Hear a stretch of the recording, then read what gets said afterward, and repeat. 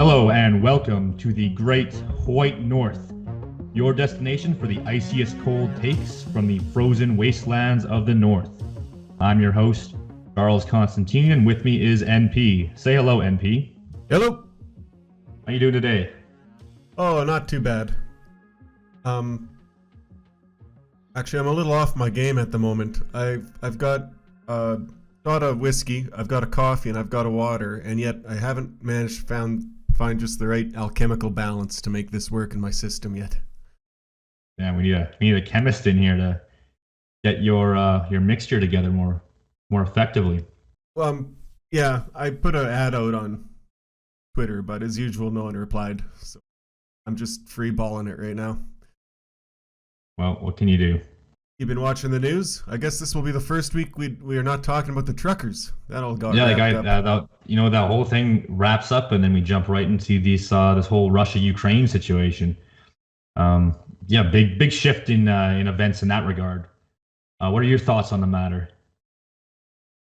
I'm trying not to have any. Okay.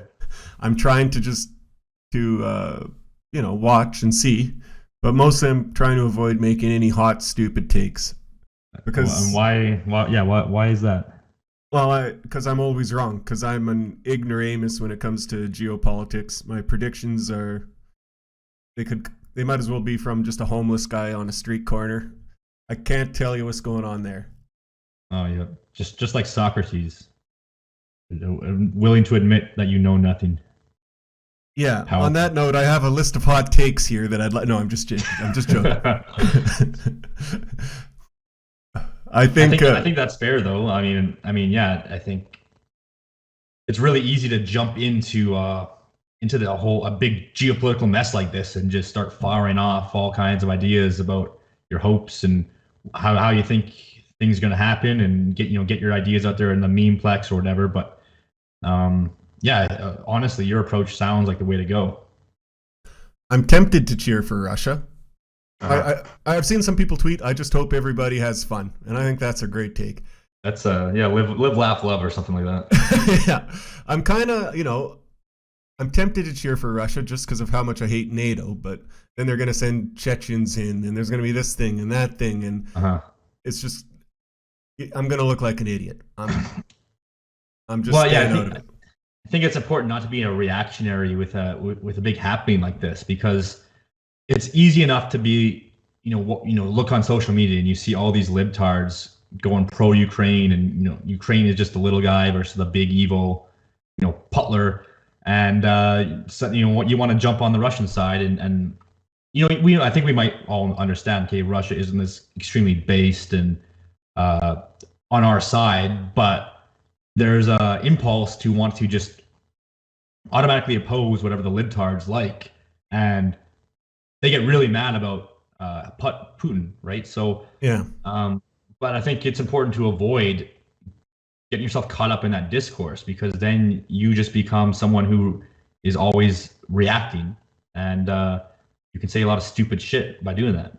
I also saw some NS channels cheering for the Ukraine really hard, and to the point where it made me wonder if they didn't have some ulterior motive, because they're ostensibly Canadian, these channels.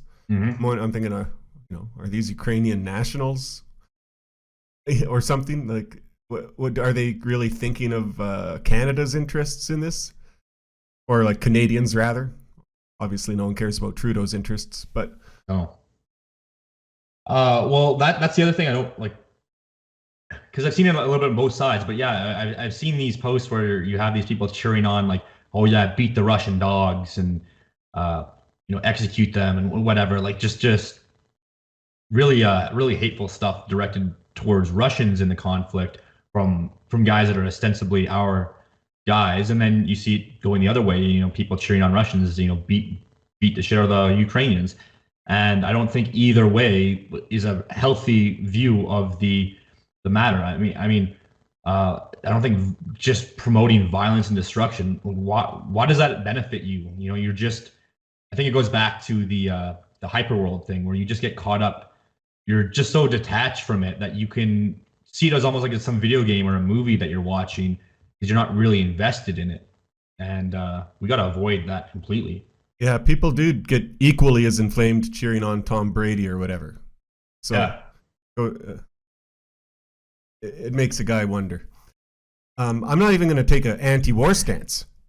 I'm not 100% anti-war. I think there's lots of good reasons to go to war, and I can even, take Evela's take and say, or Junker's, and say it's really good for the spirit for some guys, or maybe even you could take an evil bioethicist take and say it's eugenic in some regard, maybe, or something. I'm not even going to say war is bad. I'm not even going to say killing's bad.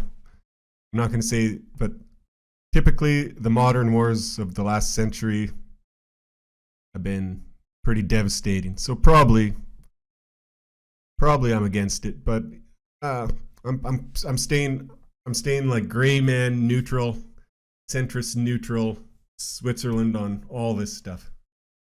Yeah, I have no problem kind of being a fence sitter in the whole mix here, because again, I don't really have a dog in the fight one way. And I think we said this on the first episode too. We don't really have a dog in the fight. It's just the reality. It just is what it is. It's kind of hard to have a positive or negative take. I mean, you have powers that are conflicting over geopolitical realities that they have to confront. Like, it's not like they can just ignore these realities. That's not how the world works. It'd be nice if, for example, the Ukrainians could have sovereignty over themselves and be in charge of their own destiny.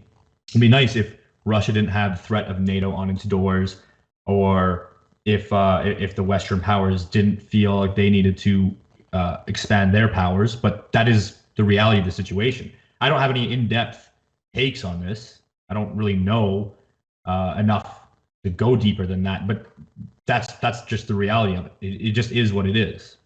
So it's tough when you see people getting so caught up in one side or the other side. And I think majority of people don't really know as much as they think. Like, again, I think we talked about last episode how complex the institutions and the organizations that govern large powers, how complex these things are. No one person can know it all. You need multiple experts working within these fields, all communicating with each other between institutions. And so to be so ready to jump to support in one side or the other, it just doesn't seem very practical, especially when we have our own battles, our own struggles, where we are now in a real world, right? Absolutely. Oh, and there's another heuristic I see some of our guys using, which is which side is more merchants. Yeah.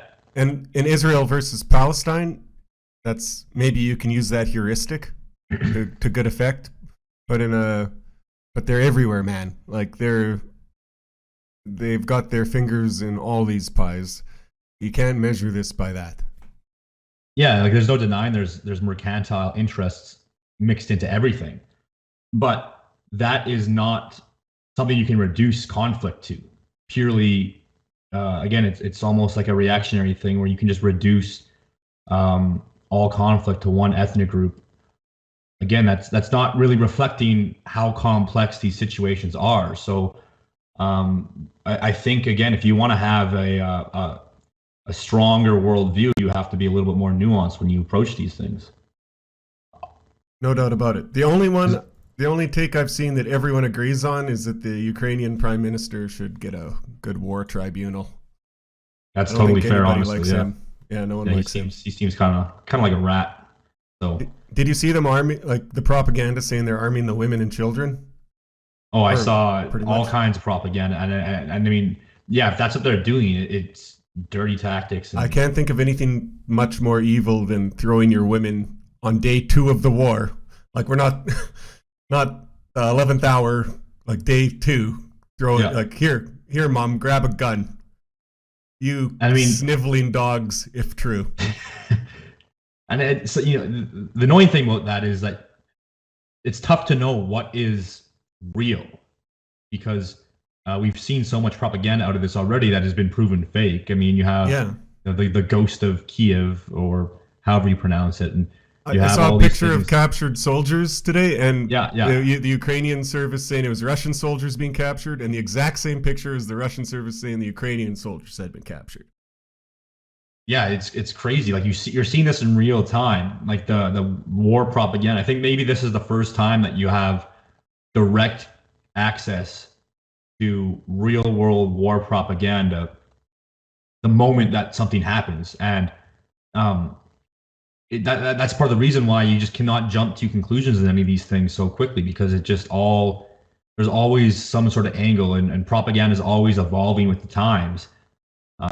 So you need to spend more time making sure that you've got everything in check, and that's not an easy thing to do, which is why you gotta take a step back from these situations before you jump into your hot takes.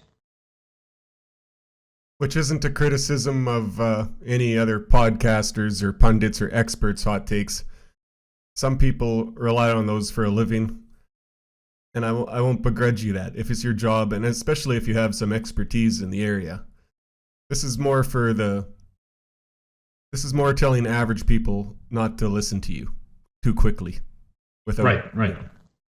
Because otherwise you end up looking like some of these just normie libtards and their approach to it just from a different angle. Because that's the other thing I wanted to kind of discuss is, in this past week, in my daily interactions with these normie libtards, what I've seen firsthand, and I know these people are easily fooled and like really get caught up in liberal media narratives, but I am astounded by the way that these people approach this situation. And here, I'll use one example. So I saw this libtard woman dealing with children, and so one of the kids brought up, there's a war in Ukraine now, and then this libtard goes, "Oh yeah, isn't that terrible? It's just like when you're on the playground and there's a big bully bullying a little kid, and Russia's like that big bully, and Ukraine is just one little kid who can't do anything by themselves. So the rest of the world needs to get together and team up on that big bully to shut them down." That's the level of discourse that this average person that just consumes media, that's what they're dealing with. That's what they're operating at. I mean, I don't blame them. I get it. Like, do you think they'll ever get sick of being infantilized? Well, that's just what I mean. Is I think that's how these people just are. Like, a lot of people just are that way for life. Because that's again not necessarily a bad thing, but it's the fact that you're passing on that message to kids, for example. And I don't expect children to have some complex, nuanced view of these geopolitics things, but what does some 8-year-old kid need to know about these geopolitical conflicts across the world? Like, what does an 8-year-old in Alberta need to worry about that for? And why does a libtard feel like they have the capacity to explain the conflict to the kid as some sort of authority? That's where I see the faults, right? There's a breed of teacher and liberal parent that seems extremely determined to project their own fears and neuroses onto their children at any cost. Yeah, I think that's part of it. And it's also just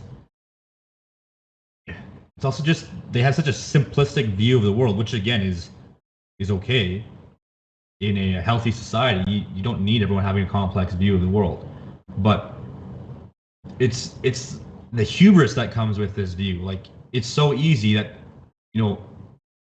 Putin is just modern Hitler. Like, that's just what it is, and he's a bad bully, and let's fight him and let's kill him over it. Like, what do you mean? Why are you so confident in that view? Why are you like, that's what blows my mind with this kind of thing.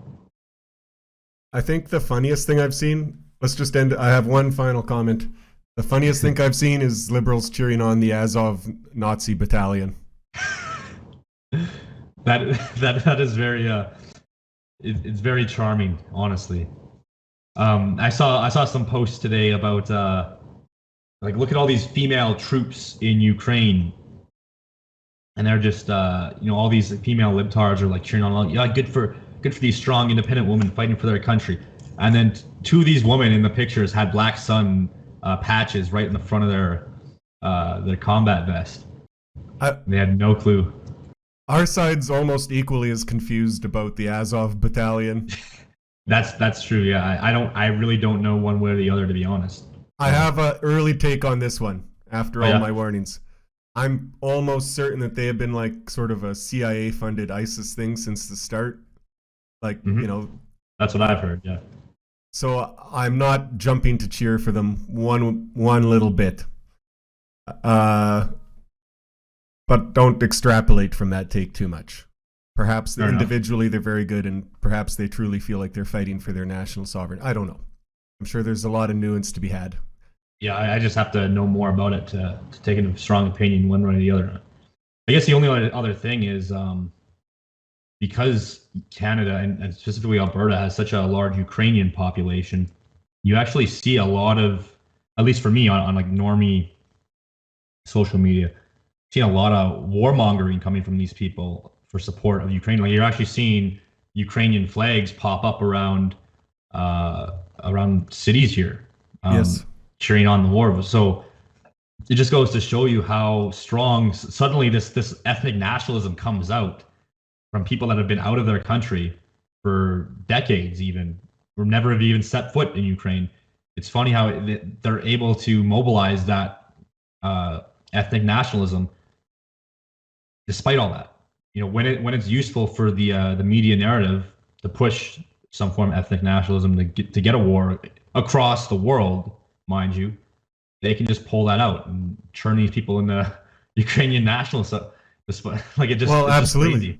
And we saw the same thing at the beginning of COVID when they flipped the switch on for Chinese jingoism.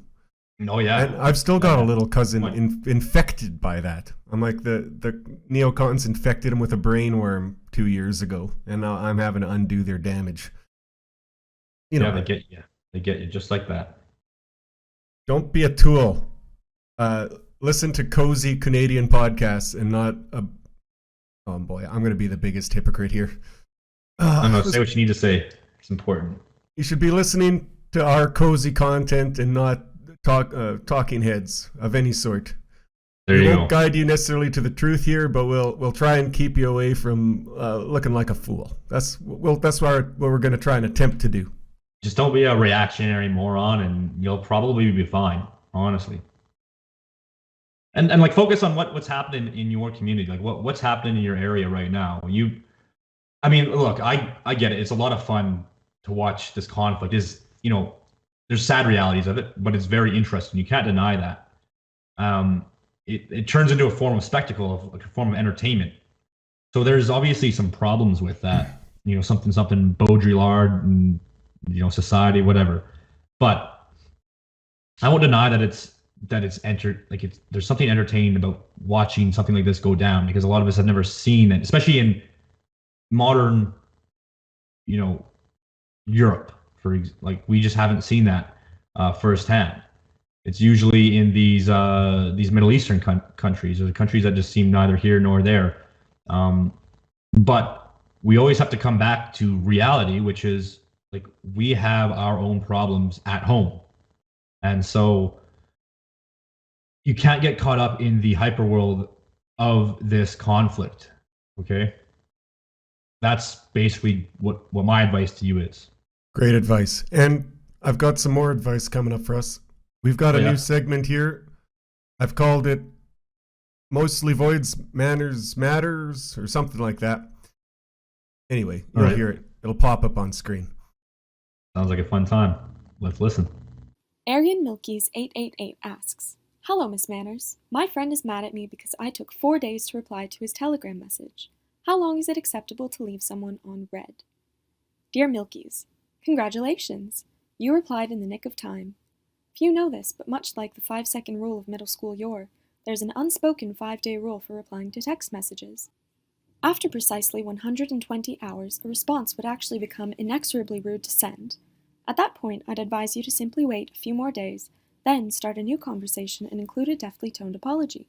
Of course, this rule applies only to friends and some family members, such as siblings or washed-up uncles. It goes without saying that one should never, under any circumstance, except perhaps being sent to the Tim Hortons concentration camp for financing terrorists, take longer than a few hours to respond to one's mother or grandmother, for example. The opposite is true for bosses, Canada Revenue Agency, and other possible members of the pernicious desk gremlin tribe. It is entirely appropriate, and I dare say your patriotic duty, as a funny, silly guy, to ignore these creatures to your heart's content. I hope this helps. Welcome again to Cope Country Checkup. This week we have Manslow from rural Alberta. How's it going today, Manslow? Not too bad. How are you guys doing? Oh, I'm doing well. deadly. Just deadly today. Good to hear. Good to hear. So I don't know anything about you, I'm sad to say. I know you have some popular channels and all the guys around know you, but what got you into the dissident right? Well, really, I'm just kind of a shitposter. Sorry, can I say that? Yeah, absolutely. Yeah.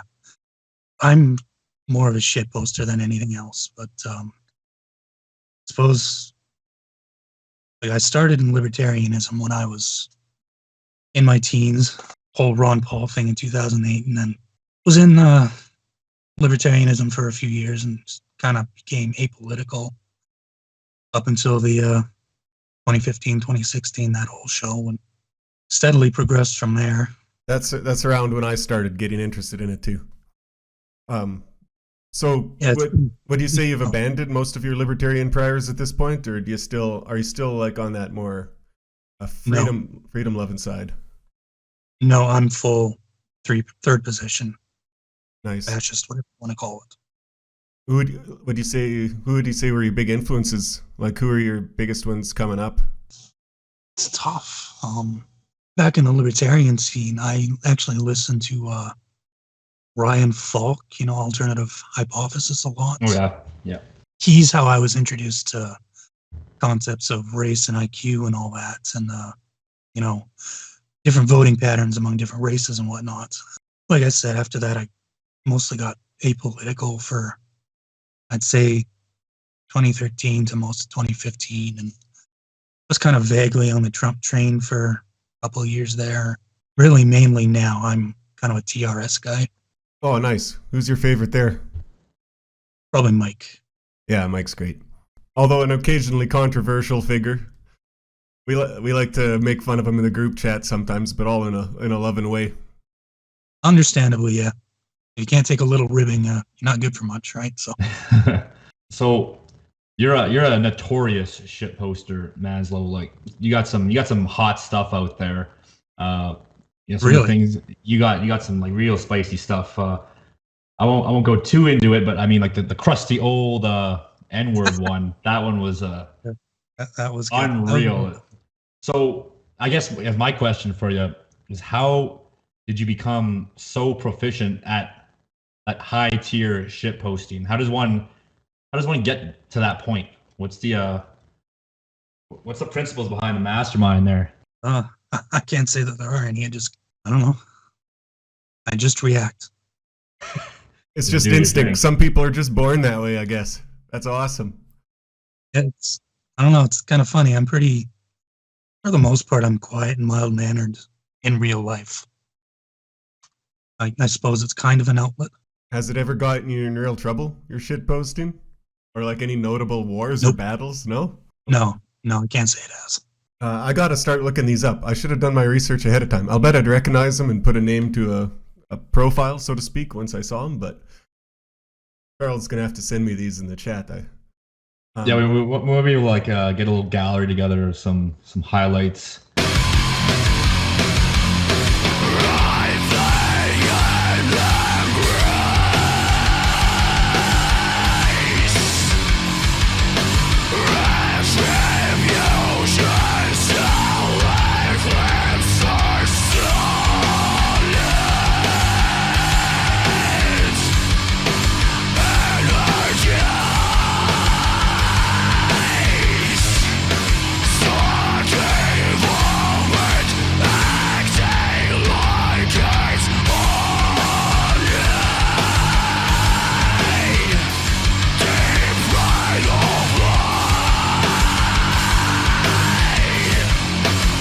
Are you a family man? You a young guy?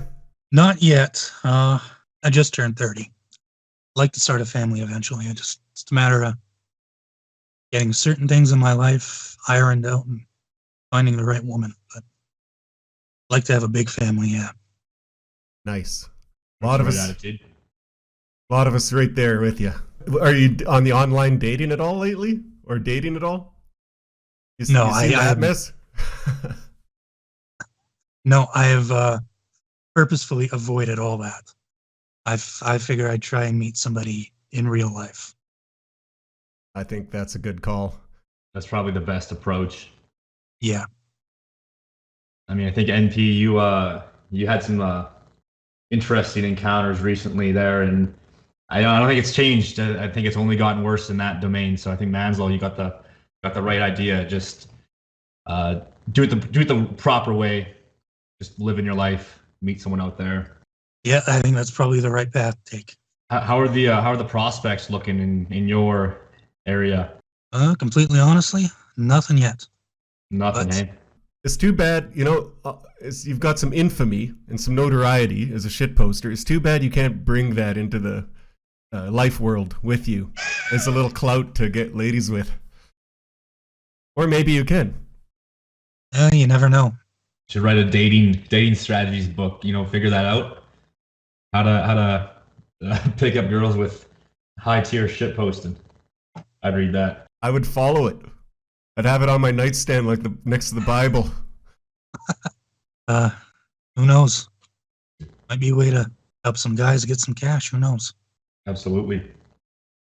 So you said you've been watching the Ukraine stuff a bit. Who you're rooting for? I really can't say I'm rooting for either side. I think my take is that Russia's going to win. It's just a matter of time and how many casualties there's going to be. And I'd like, obviously, for there to be as few as possible. Definitely. Obviously, I think we can see that America and NATO had a huge hand in this. And in Putin's position, you can see why you wouldn't tolerate this behavior on your border, right? Yeah. So I think the clear shot is they're going to aim for a regime change, and I don't know if they're going to take any territory in eastern Ukraine, but yeah, they're not going to put up with Ukraine being in NATO, and I can't say as I blame them. I don't want to take any strong takes on this yet. I want to inform myself better before I do, but I have to say that Russia's casus belli seemed dead solid. I can't fault them for the motives behind wanting to keep Ukraine in their sphere of influence, at least the way the world is today. Well, the way I see it, Ukraine's going to be under somebody's influence. It's either going to be Russia or it's going to be the West. And frankly, it's probably better for them if it's Russia. If Ukrainian sovereignty and self-determination was on the table, I guess we'd all have a bit more of a complicated time sorting this out, eh? Yeah, and I'm an ethno-nationalist. I have absolutely no. That would be the ideal outcome. I just, unfortunately, the way things are, I don't see that happening. Yeah, there's geopolitical realities that you have to face with this situation. So, I mean, yeah, I think you just look at it as it is and just be a little bit nuanced. And yeah, you can't really fault anyone in this at this point. That's the thing. I can't fault the guys who are defending their country. I also don't fault the Russians for not wanting NATO's hot mess right on their border. Absolutely fair. Totally fair take right there. What if NATO could just, grow up a little and try and not poke the bear? That would probably be another ideal outcome. Yeah, that would probably help.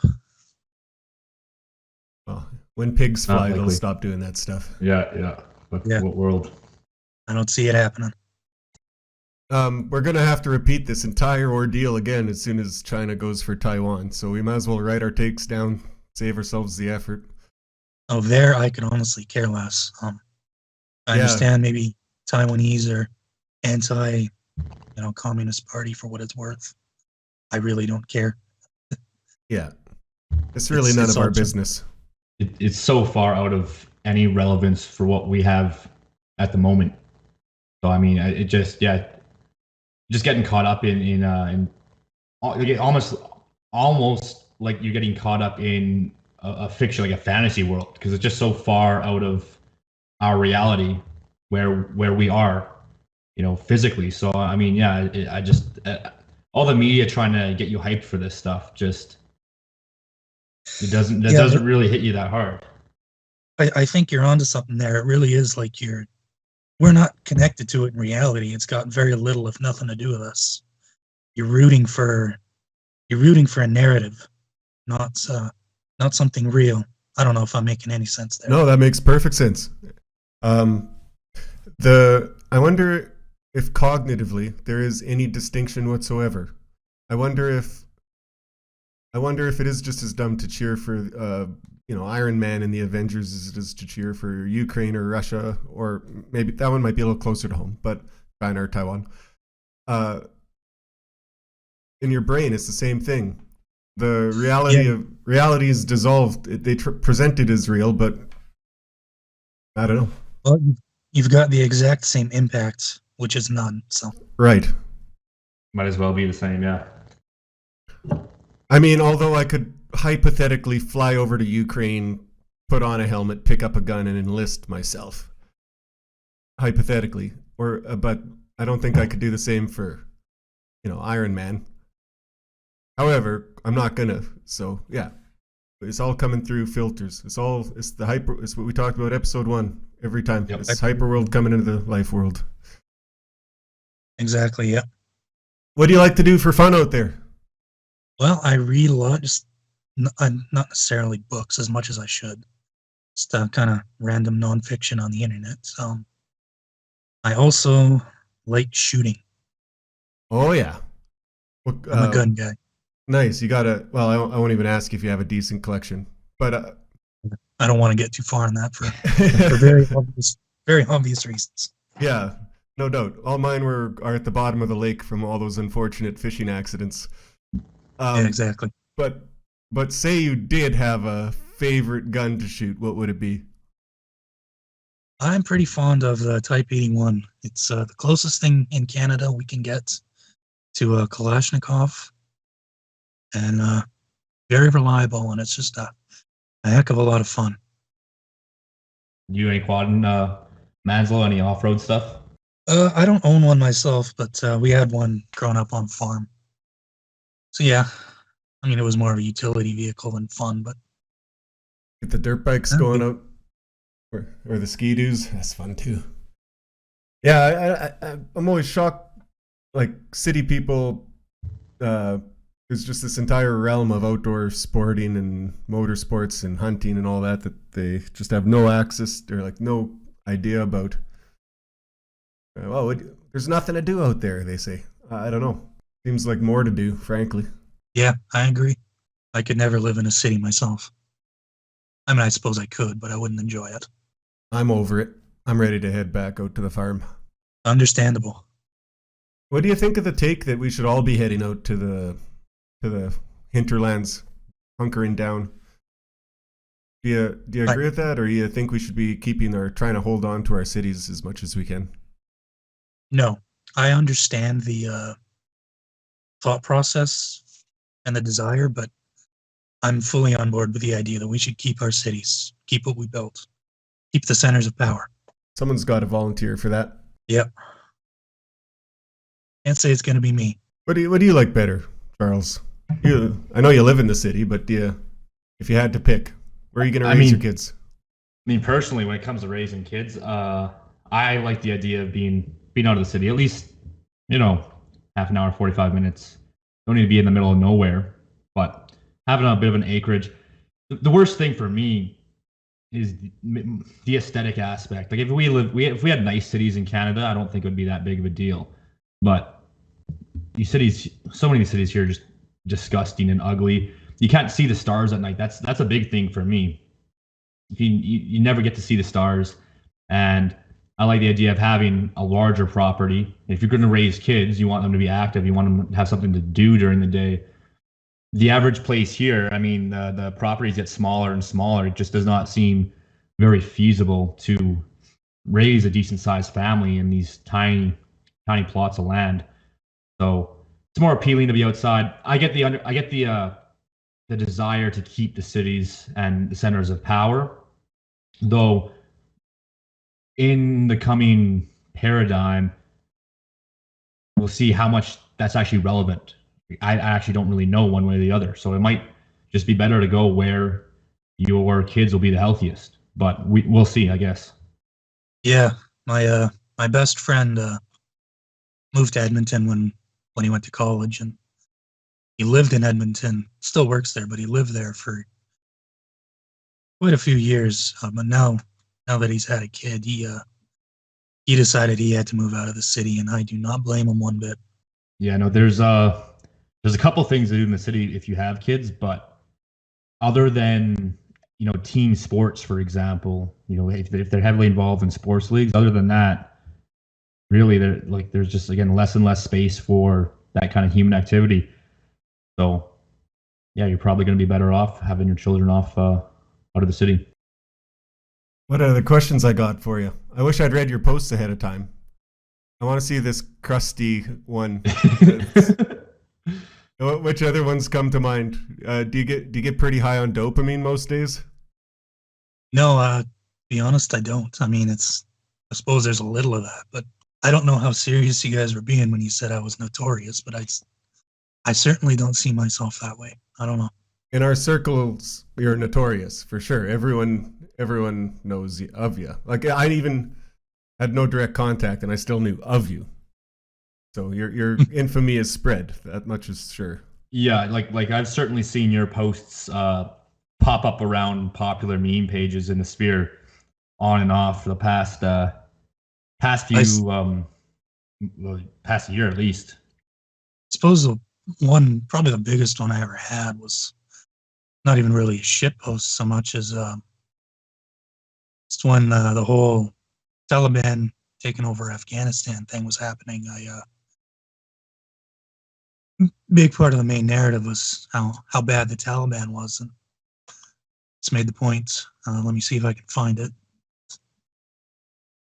Essentially saying, you know, it's not the Taliban that runs all the banks in my country. No Taliban ever told my daughter to get an OnlyFans. No Taliban ever flooded my hometown with Africans. Well, yeah, that was one of my bigger ones. That actually became a meme. Like, that's people. Yeah, that's a format. That. I've been seeing that about Russians this time around. It's still popping around. So yeah, that's what we mean when I'm saying notorious. You know, pushing out some serious meme magic there, man. And MP, I just sent you that one tweet. Did you see it? Let me. What's that in reply to? Yeah, that. Okay, I have seen that float. I didn't realize that was you. That's awesome. I like that one. Is that the Kyle Rittenhouse one? Yes, it is. Yeah. I had some dopamine that day. I'll admit that. And the fact that this dude responded, 43 is not old. Like, I shot him a like for that. I shot him a like for that. That was pretty solid. That made me laugh. Yeah, that's about as good as you're ever going to come back from that kill shot. Good times. Well, Manslow, it was good meeting you. I look forward to your future works. And it was good talking to you guys. Good to meet you. Yeah, thanks for coming on, man. Arcand was born October 3rd, 1899 in Montreal to a working-class family. His father's family immigrated from Bordeaux, France, to New France in the 17th century. His father was a carpenter who organized syndicates and fought for workers' rights. His mother was a principal and a church mistress. He became a journalist after being dissatisfied with his post-secondary school pursuits. He eventually wrote for La Presse, the most widely read French-Canadian paper, and he wrote about a variety of subjects, including justice. This work with the influential newspaper allowed him to get in contact with the French-Canadian intelligentsia, including Camillien Houde, the future Montreal mayor, who was jailed by the RCMP for encouraging people to not enlist in World War II. In fact, he was re-elected as mayor after he was released. Arcand engaged in a variety of projects, including film and astronomy.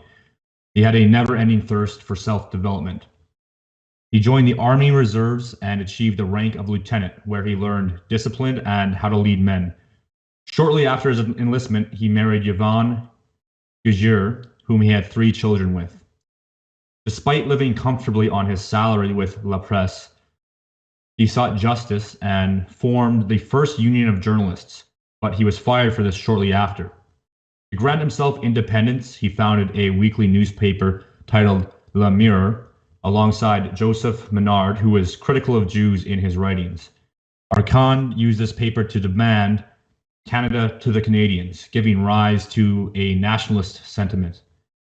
He also published a satirical weekly titled Le Goglu, which was extremely successful, getting advertisements from all kinds of high-level people, including the Jewish Bronfman family, as well as the Montreal Canadiens. He also published the first ever novel written in Joual, the Quebec dialect of French. And this is a historical accomplishment, although historians rarely credit him for this achievement.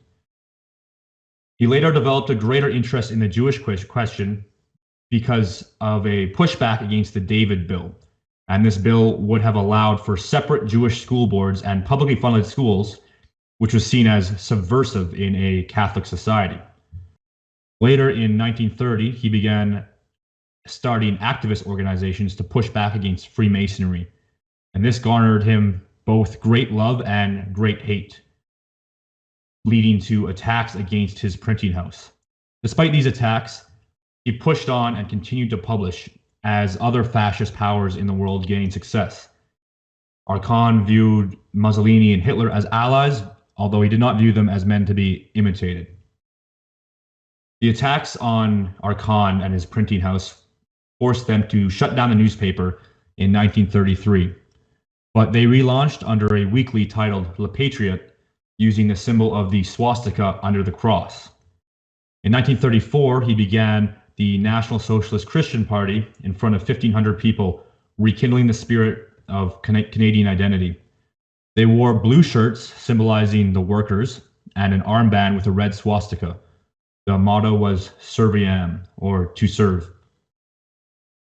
In 1935, the PNSC started its own newspaper called the Fascist Canadian, while organizing more extensively and delivering more and more speeches and assemblies.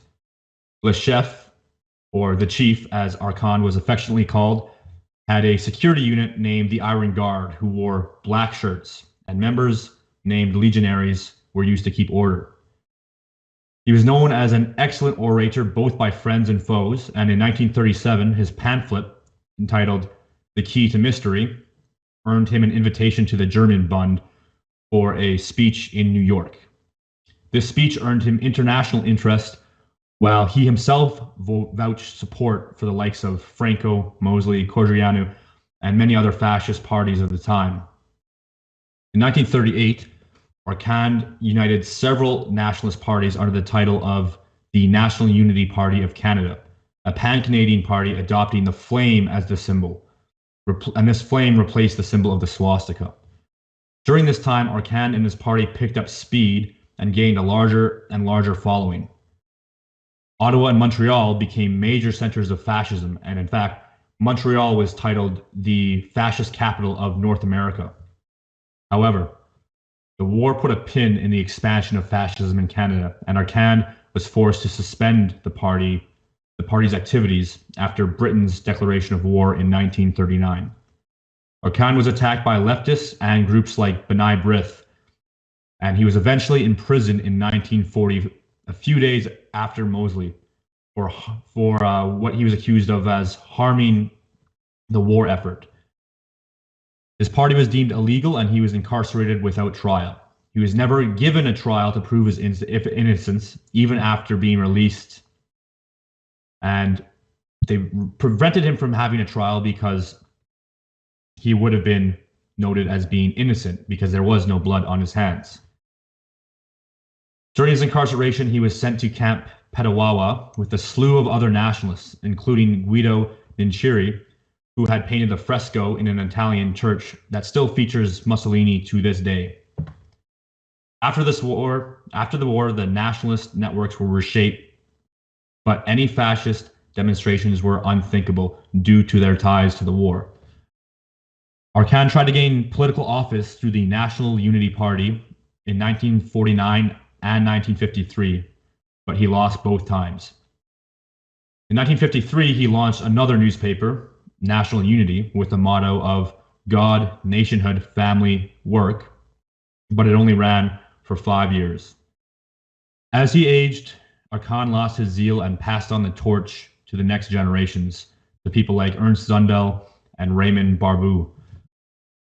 Through the 60s, Arcand faced much turbulence, including the death of one of his sons, a tumor in his stomach, as well as international events like Vatican II. He kept his faith and continued writing. Despite all this, he published a monthly journal called Serviam. Battling illness, he had to stop his activities and eventually passed away on August 1st, 1966, due to cancer. And he passed away holding the rosary in his hand. His funeral was massive. It featured hundreds of fans and followers, a packed church. Roman salutes were given, and Italian friends played Chopin's funeral march on the way. He was an extremely significant figure for Christians, French Canadians, and for the history of Canada as a whole. What did you think of this book, Charles? I've enjoyed it a lot. I think Arcand was a very deep thinker, and he was obviously very zealous. Like, he believed in the things that he's saying. He had lots of very strong critiques of liberalism. That was one of the things I was most impressed with, and he has this very religious nature in his ideology. Like, it's all overwritten with a Catholic perspective, and he really emphasizes the importance of having a spiritual aspect to your belief system to combat liberal nihilism and liberal materialism. So I think there's a lot of value in this text for what he says about that. What's your first impressions? My first impression was how deeply religious it was. And I wouldn't say that he has a belief that you need this to combat liberalism. I would say his entire perspective stems from a deep-seated Christianity. And that's how he knew to fight liberalism at all. Like, I don't know if I'm drawing a distinction there, but I believe almost like what we were talking about before. No separation between, like, he didn't have a modern secular humanist idea of Christianity. He had a medieval true belief in Christianity. Yeah, no, I get what you're saying. Like, there is a bit of a distinction there between viewing Christianity or religion as a means to combat something. No, he didn't view it that way. He viewed it as the necessity, as the absolute, as the truth.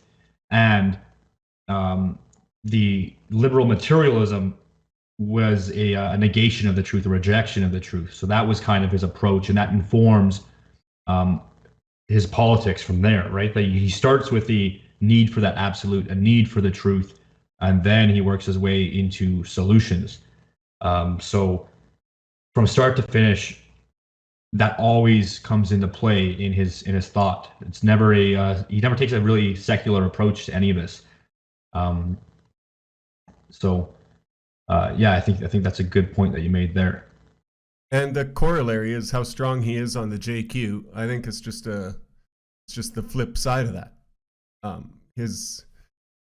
He views communism, liberalism, and anarchism as just not even ideologies so much as just direct tools of merchants.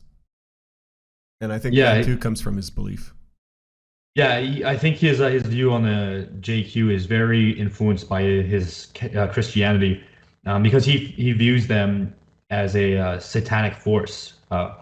He views them as an offspring of Satanism, basically. And all of his thought has to do, at least within the terms of the JQ, with seeing the Jewish people as a race of materialists, of people who are always after um, how do we want to say this? They're sort of a race of decay. Like, he acknowledges them as a people that dwell alone, that are on their own. Stealing the boots off the corpses following a war. Yes, exactly. And he sees them as a subversive influence, and he like you said, he relates this tightly with communism and liberalism and materialism as a whole. Would you say fairly so? Would you say that's a fair assessment? Well, then this is where I would kind of critique him in some regards, because I don't think liberalism is really a Jewish invention. I think it's wrong to view it that way, because if we're being honest, it is a product of Anglos in a lot of ways, Anglo philosophers, I think. And a lot of the problems that come from liberalism are from Anglos and Europeans in general utilizing it for their own greed as well. So I don't think it's fair to say it's entirely a Jewish problem, a Jewish invention. He's fair in saying that that they use it. He's fair in saying that they use it well, and he's fair in saying that the same impulse of the Jewish people towards materialism is heavily infused in liberalism. But I don't think it's fair to say that it's caused intentionally by Jews for their own self-interest. It was caused and it was put forth by Anglo thinkers. So I think that's where he gets it, and that's the only thing I find. Again, if I'm just being a little bit critical, because he has lots of passages on the Jewish question, I think he goes a little bit overboard in always finding the blame as Jews and Satanism behind all of this, because I don't think that offers enough room for self-critique, right? Because yes, the reality is, whites, Indo-Aryans, as he says, we had flawed, we made mistakes, and we have to be accountable for that as well. So it's not purely one fault. And while we might not be as religiously dedicated to the materialistic sins of the Jew, it's not like we're not susceptible to the same ones, which he even mentions. He compares it to a disease sometimes that escapes the ghettos. Yeah, that's right. But other than that, like again, if you're in the spirit, if you're familiar with the JQ, I don't necessarily think reading this is going to add or enlighten your understanding of it. He hits all the same points that I think all of us make. Again, he even says they are a people that shall dwell alone, much like Kevin MacDonald's book of the same title. I can't help but feel that most of our guys that we've gotten the JQ from probably used Arcand as one of their main influences at some point or another. Yeah, I can imagine that. Well, that's tough to say, because I think from what I understand, a lot of his writings were never available in English. So I don't know the extent of what his thought influenced some of the thinkers that we've taken in North America. We're going to need to get a proper fascist historian on here. Maybe Culture Thug or something could elucidate this for us. Mm-hmm. But regardless, he's figuring a lot of this stuff out within his own experiences on his own, much like many of the other fascist figures of the same time. As we see, like in the biography of him, he's living in the world and observing these things firsthand, and just seeking truth is what his main goal was. He was after truth, and he stuck up for it. So regardless of who influenced him or who he influenced, he did come to a lot of these conclusions with his own world experiences. So there is a lot of value, and a lot of it's very genuine. It comes from him, and it comes from his pursuit of truth. So I think that's where the power in his thoughts comes from, and I think that's why he has I find he has a unique perspective in a lot of things that we'll get into in a little bit here, that we don't necessarily see from some of the other thinkers. I'd love to compare and contrast them, but my own scholastic abilities are are developing, let's just say, and not good enough to do that yet. That's fair. On a kind of preliminary assessment, I would probably compare him to Codreanu, because Codreanu was similarly a Christian nationalist, though he's from Romania, so it was Orthodox Christianity as opposed to Catholic Christianity, but very similar in his spiritual approach to all of these questions. Now, I think we should start off with his critiques of things, okay? Because he has lots of critiques of liberalism, communism, democracy, and then we'll kind of go from there. Sure. I loved his critique of communism. Oh yeah. It was he boiled it down. He said it's not a system of dialectic. It's not an ideology. Whatever. It's his critique of communism is just a purely Jewish tool to serve Jewish interests. It's part of their plan to create a world suitable for, what's the prophecy? Eli to come back or whatever they think? Yeah, something like that. See, I can kind of agree with that take, though I don't necessarily see it as entirely a tool for those interests. I think that's a perspective that comes from the time. Now, maybe someone that knows this stuff a little better than me can correct me if I'm wrong, but I don't necessarily think like Capital, Das Kapital was written entirely by Marx for purely the interest of Jewish domination. I actually don't really think that's the case. Oh, I don't think anyone would say that. I think he meant purely as it was ever applied, for mostly in Russia. And if we look at 200 years together or something like that, I think that holds true to many degrees. Whatever the case behind the actual theory cell notion of Marxism, it has only ever been used in the way that he says. Again, I'm not too I wouldn't jump to that. I wouldn't say Mao was putting forth any of that stuff for the interest of Jewish people, for example. Good point. Maybe. Well, no, I honestly, I just don't think that's the case across the board. But again, I don't blame Arcand, because again, him or the National Socialists, what they're dealing with, and the way Bolshevism was at the time, it really did.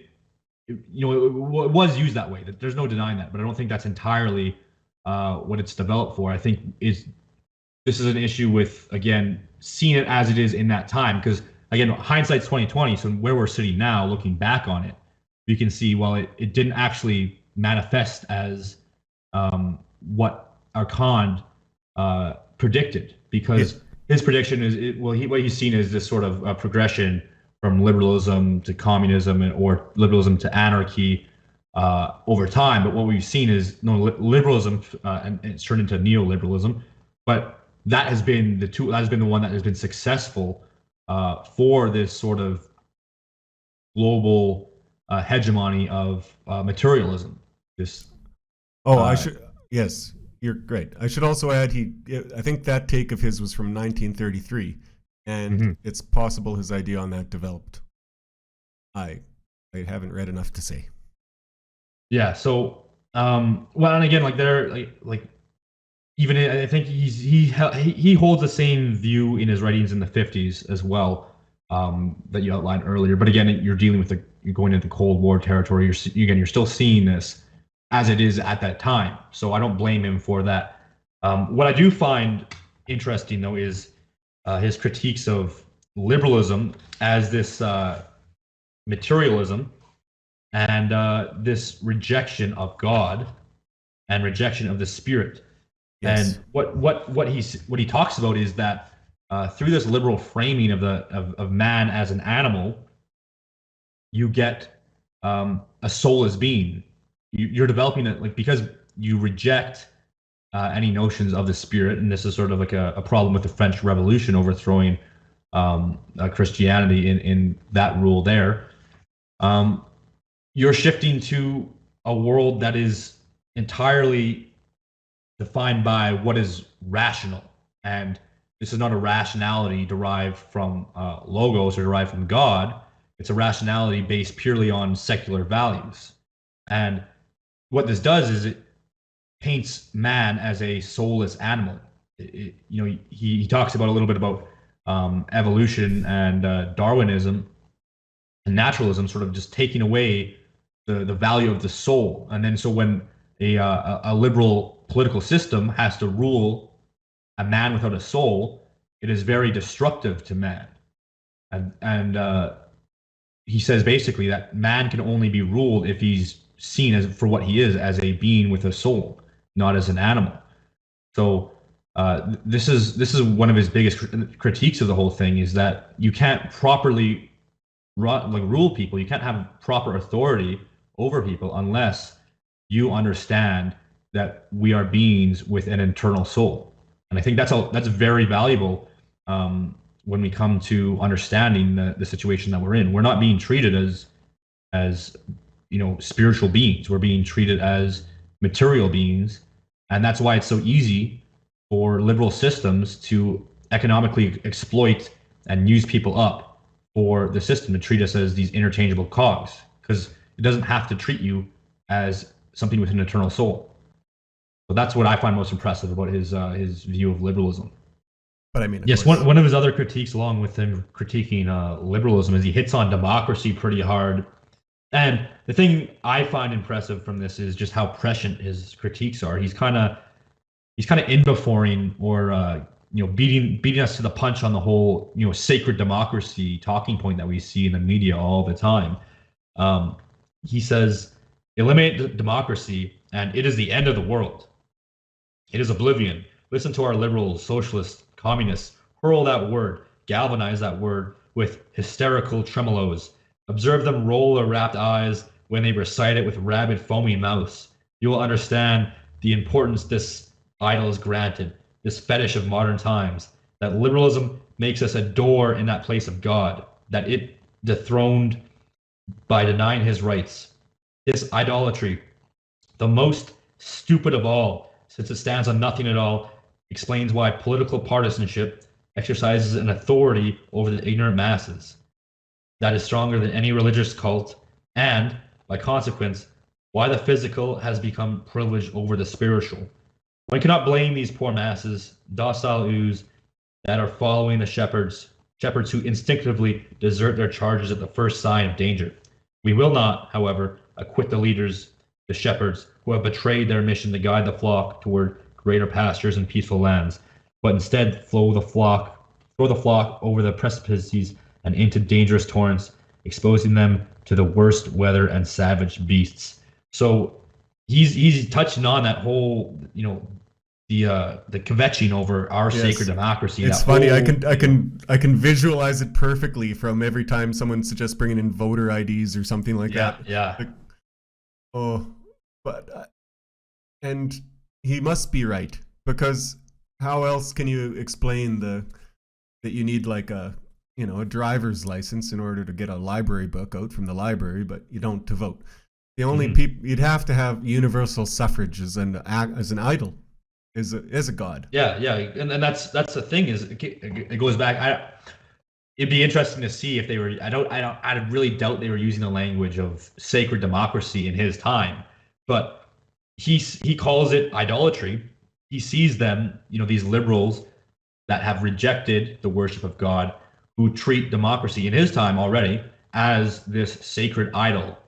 And if you do anything against it, you are attacked relentlessly. And that's what he's talking about. And now, in the very same time, anyone who is anti-democratic, we can see this with the Russia situation. This authoritarian, this evil dictator type of guy who rejects democracy. We need democracy in Ukraine. Putin's going to take that away.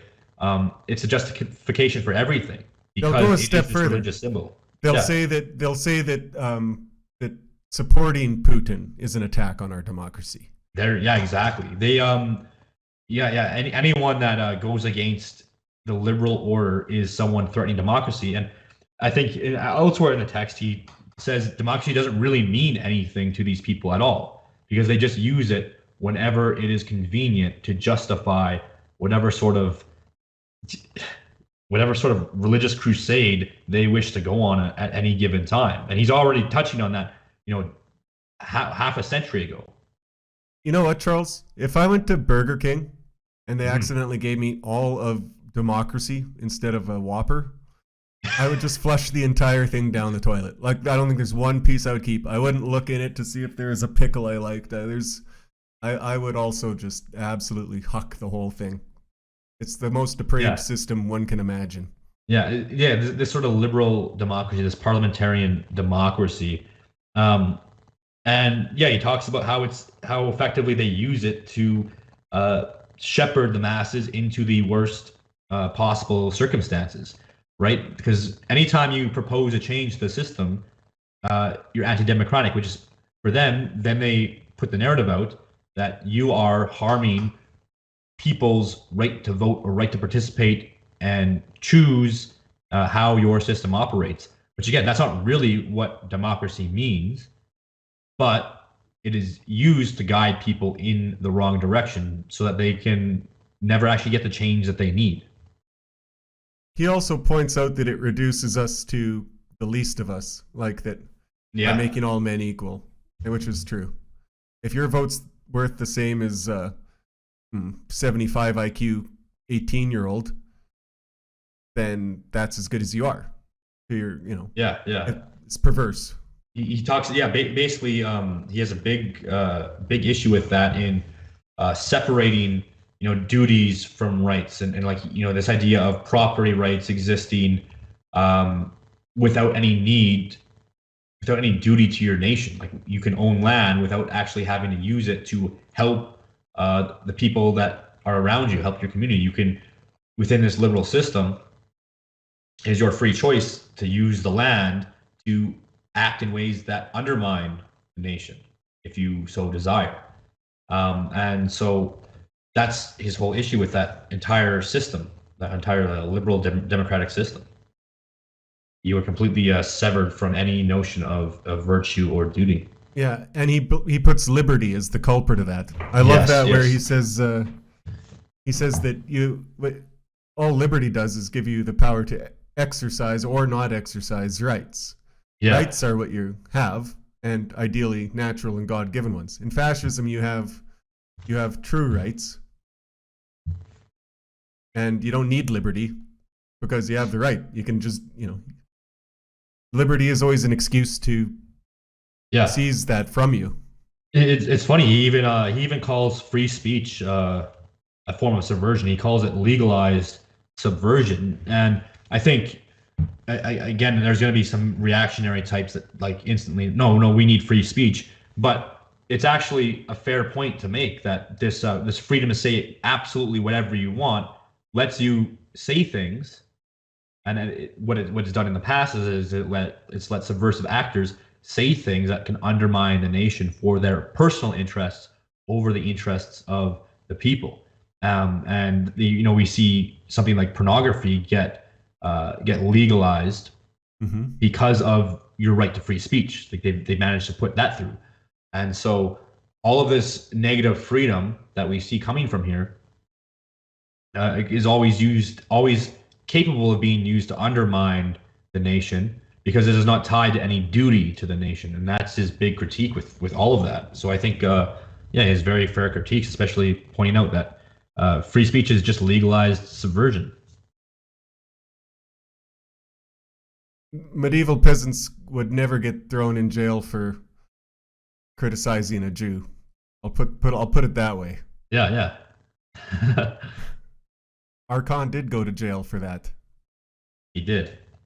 I wonder what you think of that. Would you be willing to go to jail if you needed to? Well, I think. You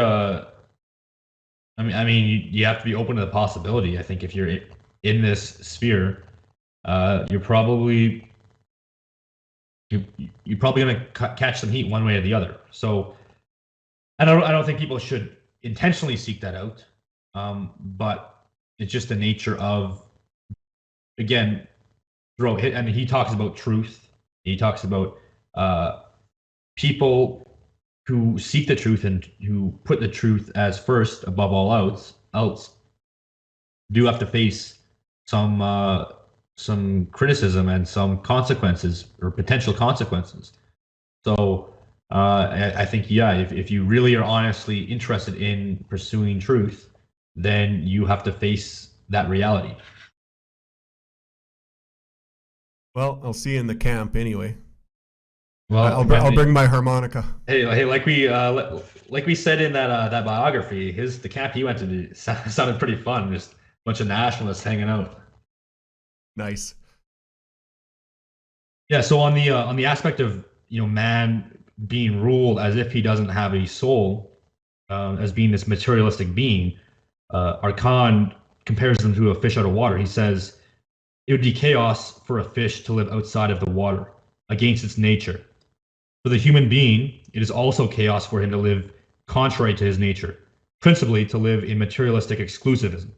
All systems we have today, either pro-communist or anti-communist, are materialistic and therefore against the nature of man. So what he's saying is to live in a system that rejects man's soul-like being is to live like a fish out of the water. And we can see the nihilism and the decay of the world that we live in as being indicative of that. So I think that rejection of treating man as this sort of purely animalistic being derived from evolution only, and not being created in a divine way, subordinate to an absolute God, that is not very healthy for man whatsoever. I think we can take it a step further now, even thanks Sure. to like the work of Tyler Hamilton.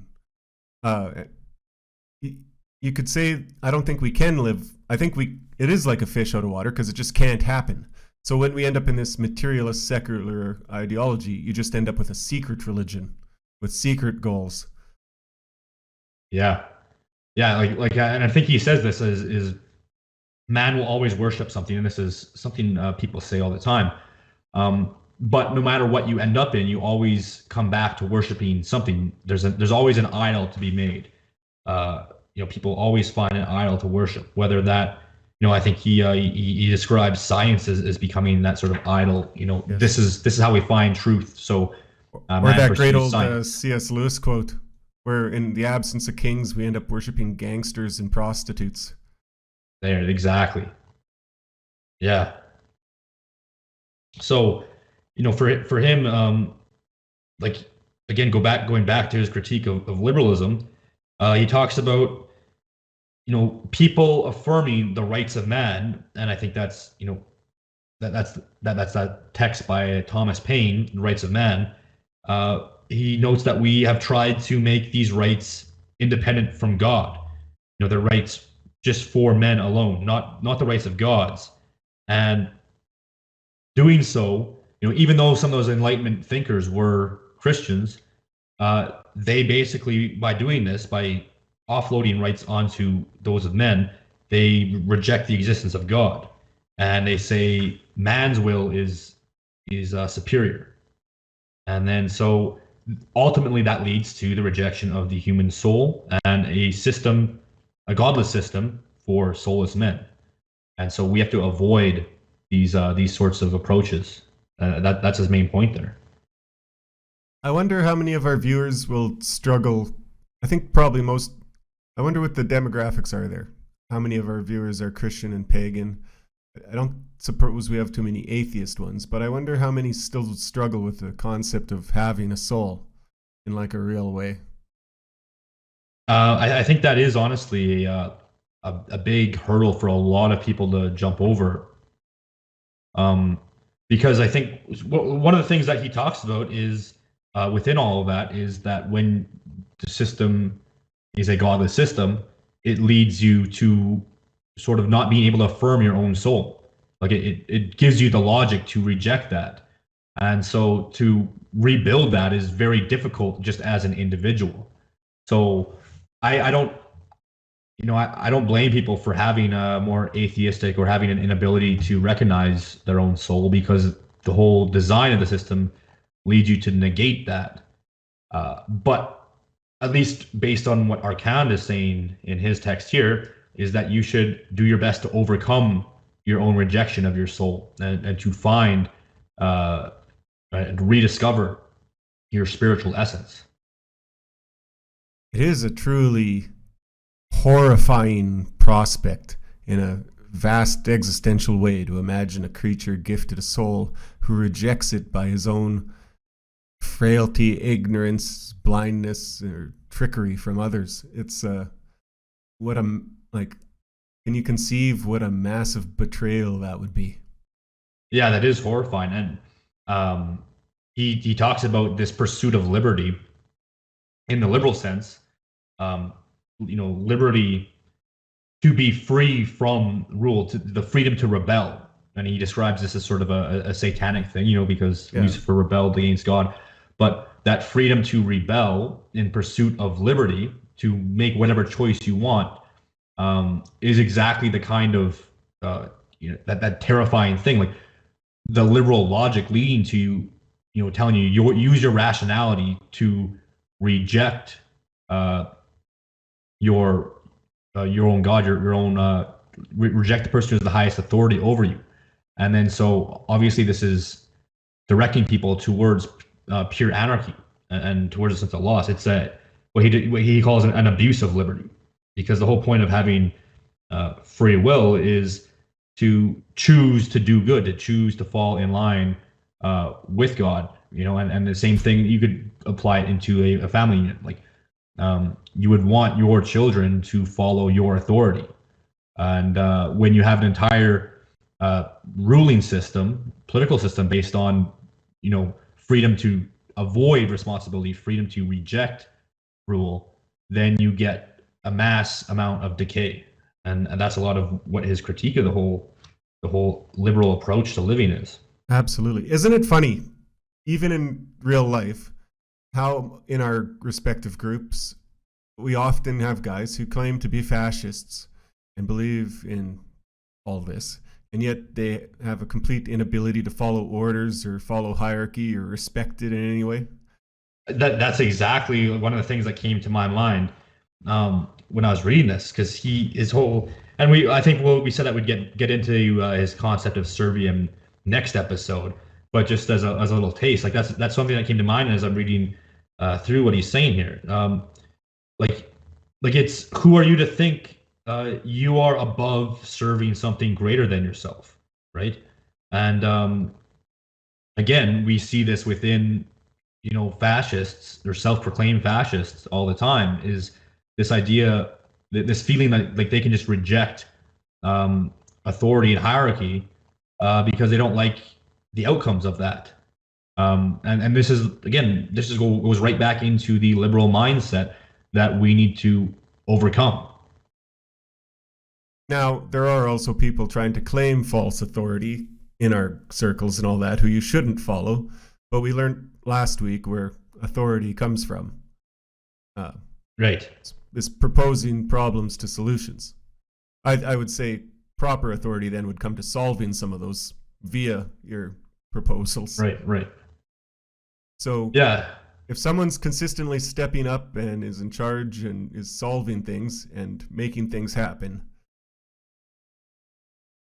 I mean, you can just trust your instinct. We have always lived this way without too much trouble. Men have a very finely tuned and good sense of who to follow if you're not blinded by your own conceit. Yeah, I think that's important to note. And also and again, this goes back to the problem with having a liberal logic overarching your entire society, is where you don't really get accustomed to the notion of following authority regardless of the outcome, because again, in the reality, you're supposed, people make mistakes, people make poor leadership decisions, right? Your king is not going to be on his A game 100% of the time. People who have lived under that, proper authority, proper hierarchy, they know that, yeah, you don't get, you don't hit 100 every game, but that doesn't mean that you just suddenly reject everything coming from whoever the ruler is, because then that leads you back into chaos again. And when we live too long under a liberal system that doesn't accustom you to that kind of leadership, that kind of order, then it becomes very difficult to cope with mistakes that you see in the ruling, right? Yeah, you're on a lot of sports teams, right? Yeah. And even coach them and stuff, probably. So, do you say the same problem exists in sports, or are sports kids more likely to follow, or like naturally follow? Well, that's the thing is, I do find that people who have been a part of team sports have a much easier time understanding that than people who haven't, right? It comes back to, are you accustomed to it or not? I'll use the example of football. Okay, you have to listen to what play the coach gives you. The coach gives you the play, you have to do it. Because if you don't do it, if individuals within the team decide to do their own thing because they don't like the play the coach has given you, well, then nothing actually works. I don't suppose you get off the bench much if you do that too many times. Well, that's just it. And even if it's a bad play, you're better off fully executing at 110% the bad play than to try and figure out a better way to do it on your own. Because you're not going to figure out a better way to do it on your own. You're just going to make things worse and guarantee a failure. At least you have a chance of success if everyone executes the bad play at 100%. And again, like I never liked the aspect of football where you're entirely subjected to your own the decisions of your coach, right? Yeah. But it teaches you an important lesson in sticking to the plan and sticking to the leadership, regardless of whether you agree or not, because that's the only way you're going to get results. And again, you can have a bad coach. I had a pretty poor coach who would make some, you'd be down by 3 points, and you're like third in inches, Canadian football, third in inches, right about to get a first down, and then guy would go for a punt. It's like, man, we need a point. Like, just go get the extra yard, get the extra couple inches, because we just need a point. Mm-hmm. Dumb play, but you got to do it. Otherwise, it won't, like, you can't do something different. You have to do what they tell you. And right. The people that have not had that experience, I think, are lacking in their understanding of how to respond to authority.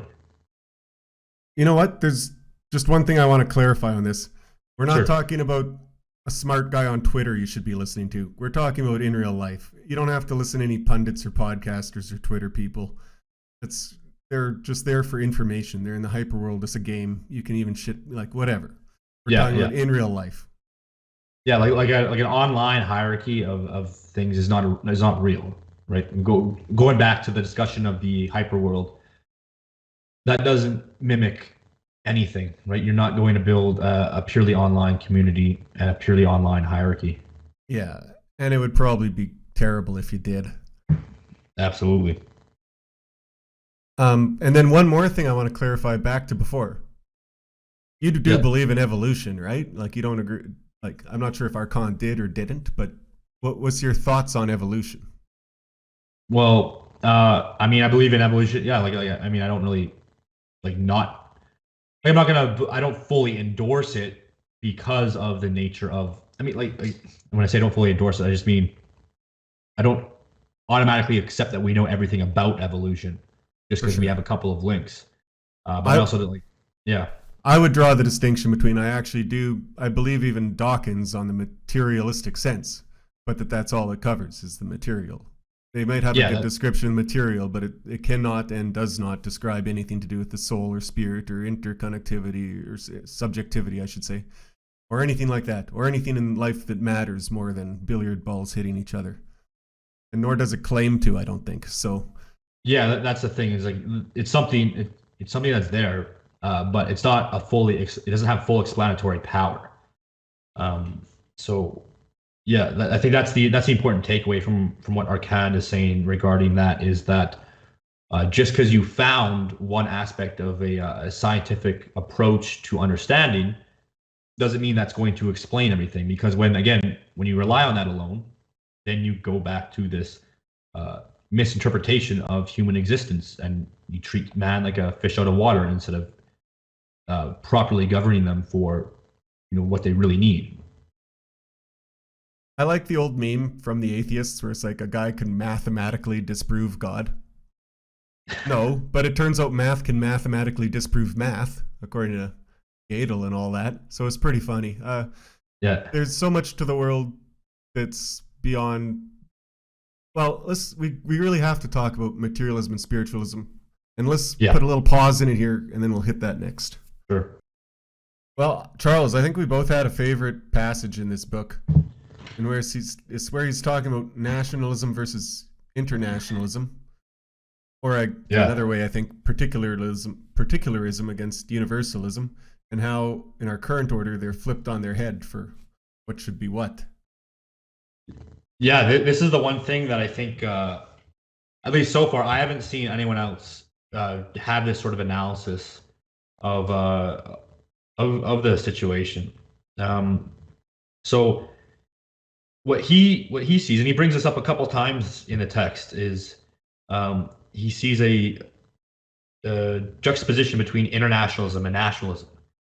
And in his view, he sees nationalism as belonging exclusively to the material world, and he sees internationalism belonging exclusively to the spiritual world. And his argument for this is that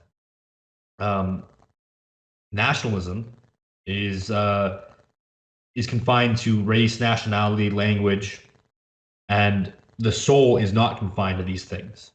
So, and of course, in a Christian perspective, he's going to have a more universalistic understanding of truth and the absolute.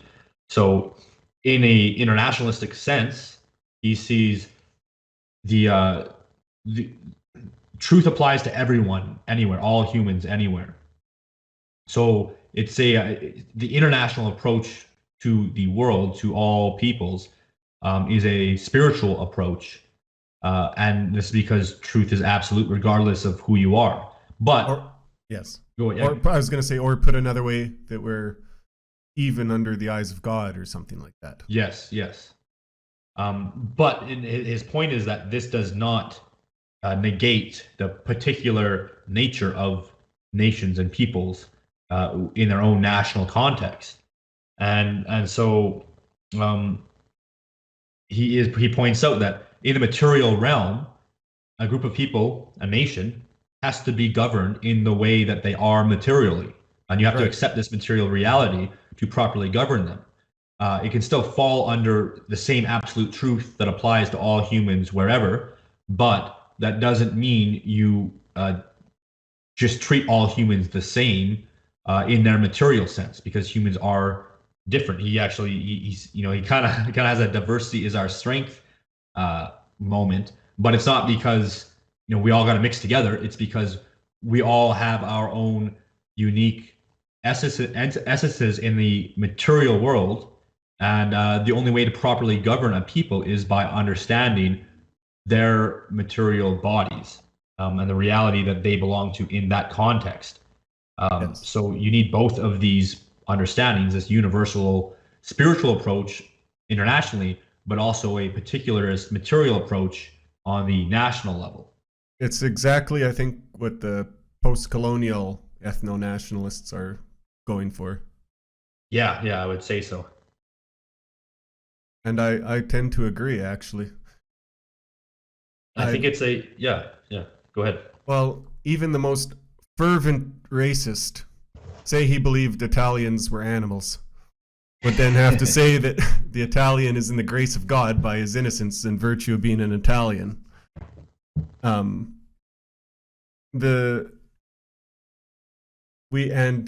He would also have to agree that gravity applies to Italians, and some very much so, because they're fat and unkempt. I feel like that's almost an underhanded shot at a certain figure. But so this is not me. I have nothing but respect for our Negro brothers in Italy. No, I'm just joking. Whoa, serious show, guys. Very serious. I agree with that. I also don't want. I kind of want to live with Italians, but there's other people. I want an ethno state, and I do want the particular. I want it to be Canadians ruling Canadians. And I think that's the way to be. So I agree with him 100%. Mm-hmm.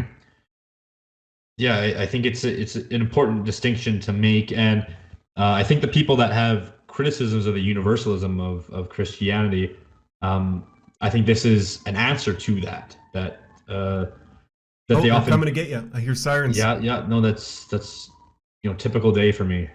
Typical day, just rolling up all the time. But what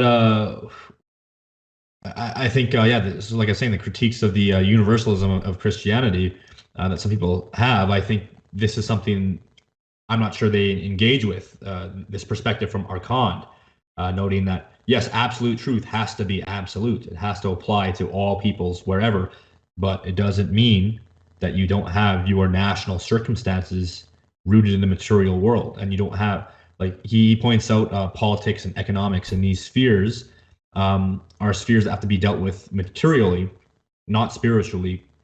Though that doesn't mean that you can't have the overarching spiritual nature of the absolute truth guiding your responses, but the particulars of the nature of a group of people, of the nation, still have to be understood in the context of who those people are. And I think, as you mentioned earlier, what our system has is it has it reversed in a way. We have this materialistic internationalism where we see all people as equal whatsoever. All groups of people can just be these sort of uniform economic units to be moved across the world as the needs of the market or whatever it is demands it. Right. So internationally, we have a materialistic approach right now. And vice versa. Oh yeah. The entire thing's on his head. So I think that's an important viewpoint, and I think that's potentially leading towards a kind of thing that we can use as a solution to the problem, where we stop viewing the nation in this sort of spiritual way.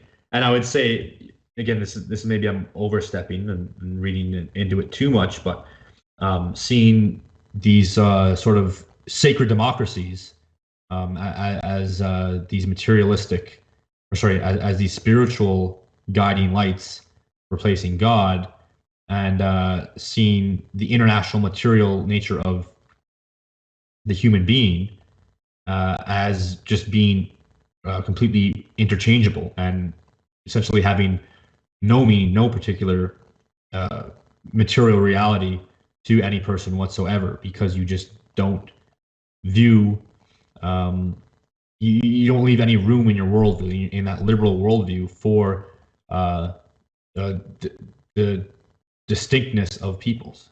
This is such a particularly Canadian take, because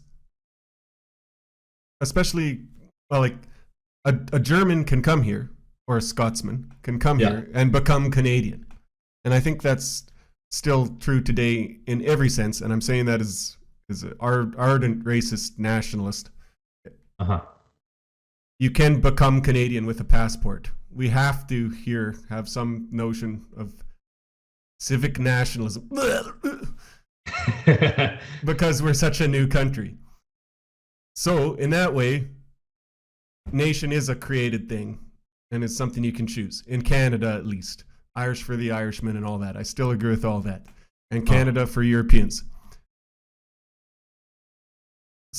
It's merely to say then, not that nationalism and the nation is important, but it is material.